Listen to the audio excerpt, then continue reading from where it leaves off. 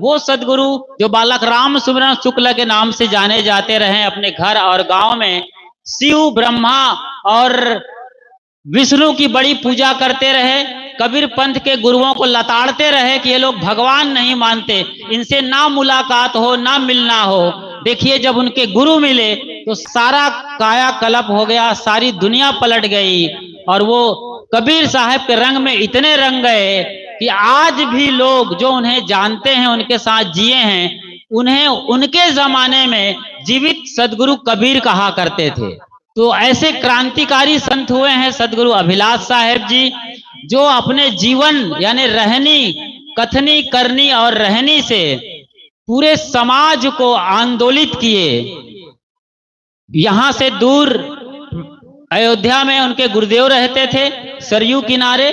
उन्होंने कबीर पंथ का काखा सीखा और जब सीख गए तो फिर यहाँ गंगा किनारे आकर बैठे प्रीतम नगर में 1976 के साल में। तब भी कॉलोनी वाले उन्हें लताड़ते थे, ये मुड़िया बाबा कहाँ से आ गए हैं, रोज हमसे भीख मांगेंगे, चंदा मांगेंगे। गुरुजी ये बातें अपने कानों से, अपने नजरों के सामने सुना करते थे। सोचिए क्या उनकी हालत हुई होगी। पूज्य धर्मेंद्र साहब जी से मैंने चर्चा किया तो वो बताते रहे कि हम लोग कुछ हफ्तों तक गेहूं भी उबाल के खाते रहे, आटा नहीं था और कुछ अनाज नहीं था तो गेहूं उबाल के खाए।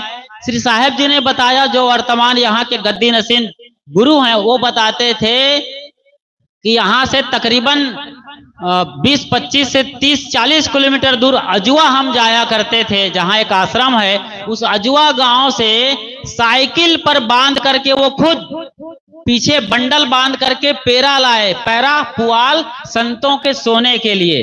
तो किस दौर से हम लोग गुजरे होंगे, हम कल्पना भी नहीं कर सकते हैं। और आज हम उन्हीं सदगुरु की छत्र छाया में, भव्य आशियाने में बैठकर, एक जमाना था जब सामियाने में वहां उस कैंपस में सत्संग हुआ करता था। आज हमारे गुरु भाई जो यहाँ पर करमचंद, धनंजय, रामेश्वर साहब जैसे लोगों ने ये संभाला, गुरछेम साहब और कृपा शरण साहब और स्वयं गुरुदेव जी, इन सब से मिलकर एक कायाकल्प जो किए हैं, ये बड़ा अद्भुत है और एक मिसाल है। पूरे कबीर पंथ में इतना बढ़िया व्यवस्थित ना तो पंडाल लगता है, ना भोजन व्यवस्था होती है, ना इतना कायदे और करीने के साथ कहीं पूरे भारत में और भारत के बाहर कोई कबीर पंथ का आश्रम है जहां इतने सिस्टेमेटिक ढंग से ये सारा समायोजन किया जाता है।